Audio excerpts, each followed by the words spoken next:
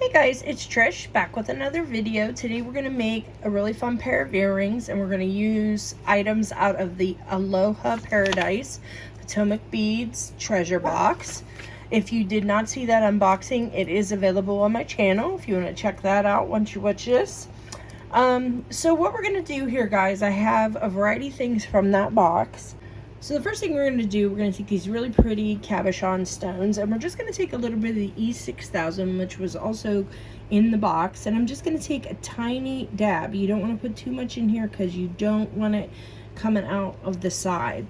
These trays are actually 99.9% pure silver, so they're very high quality.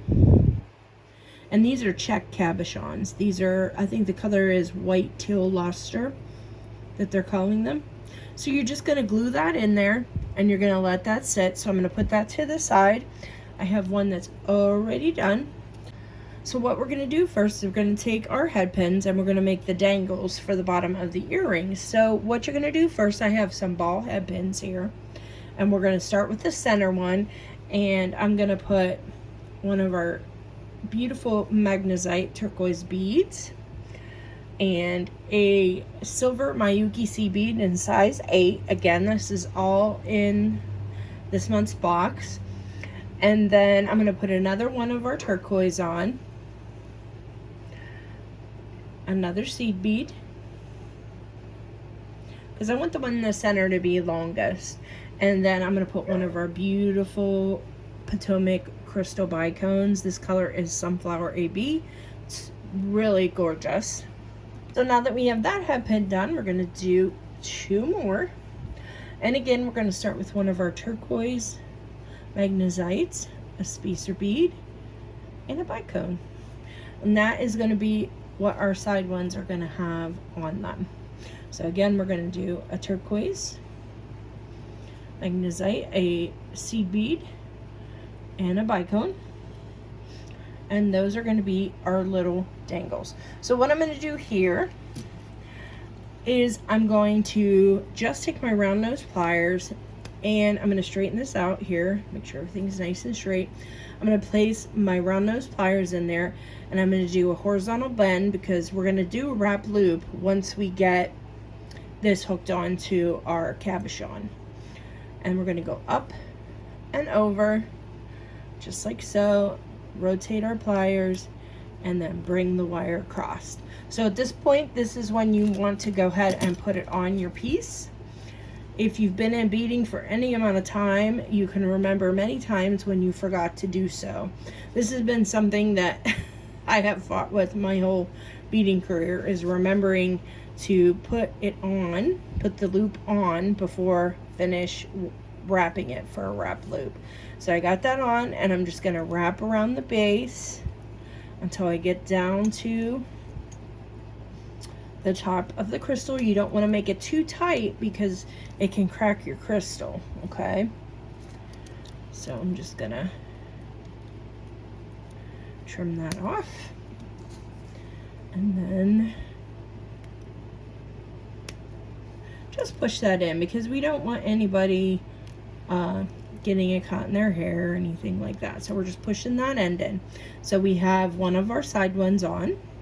Then we're going to do our center, and we're going to do it the exact same way. We're going to use our round nose pliers, and I'm using it on a spot that I normally like that size. I don't have it marked, but a lot of people, I'm sure, have a situation with the round nose pliers that they prefer one area on it for the size of the loops that it gives you. So that's what I'm doing. You use the size of loops that you like, as long as they fit into the cabochon tray, the links in that, you'll be fine.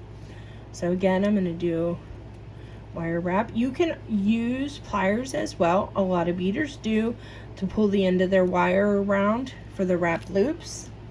I've just always been a hands-on person, so makes it a little easier for me. So I just trimmed that. I'm going to trim it back just a little bit more, as we want as little as possible there. And always keep your finger over top when you're cutting your wire, because you don't want it flying And if you're anything like me, I have pets that come in my studio, so I like to keep the wires contained so I don't have to worry about them getting it in their foot or anything. So there is our middle one. And then we're going to go ahead and do the last dangle for the bottom the same way. You can see that. Up and over to the side. Attach it.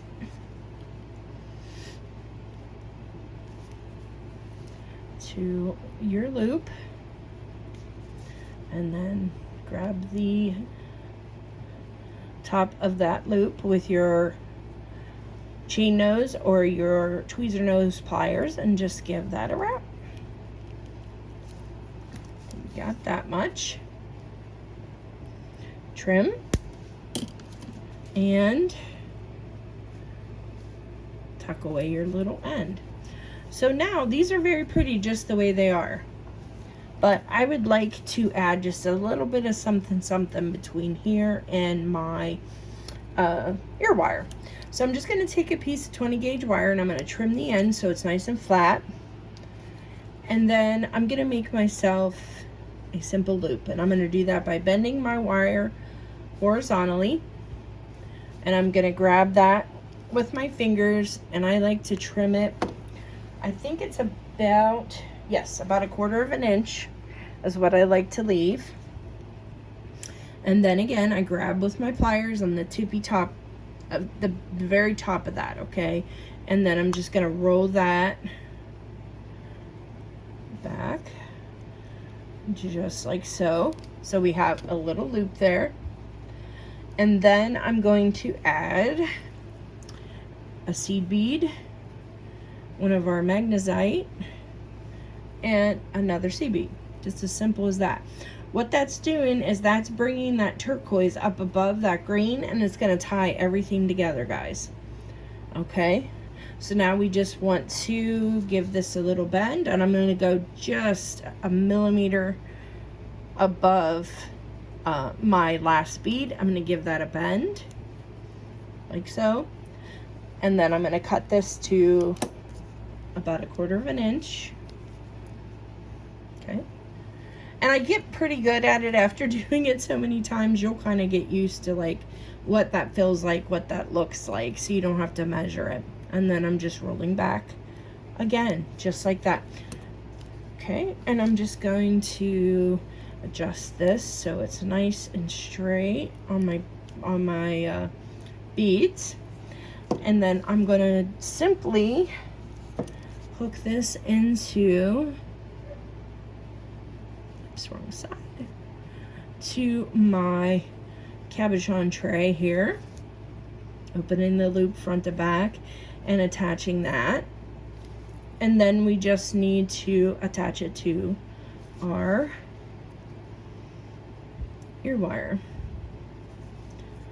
and we want to go just like so. Now keep in mind too, guys, you can adjust your loops to different positions if you need to once you get your earring made. So I just want to make sure that all my stuff is going to be nice and straight, and you can see it isn't. So what I'm going to do is I'm just going to take my plier here, my tweezer nose, and I'm going to keep the bottom the way it is because it's perfect. Okay, it's laying, it's exactly the way I want it, but I want this one to be side to side, not back to front. So I'm going to give it a twist, holding on to the bottom, so that's nice and forward now, and that gives us our finished earring. So here's another one that I had made, guys. And you can see this is a quick and easy pair of earrings, but it looks high-end first off, and by carrying that turquoise and that silver up above, it ties all of that together. Even though you're not seeing any of that sage green in either of any of these beads, it coordinates. The colors coordinate, and you don't have to match, you just have to coordinate. And the blue is pulled from the bottom to the top, and it makes it a really pretty pair of earrings. So I hope you enjoyed this one, guys, and I'll see you in the next one. Bye-bye.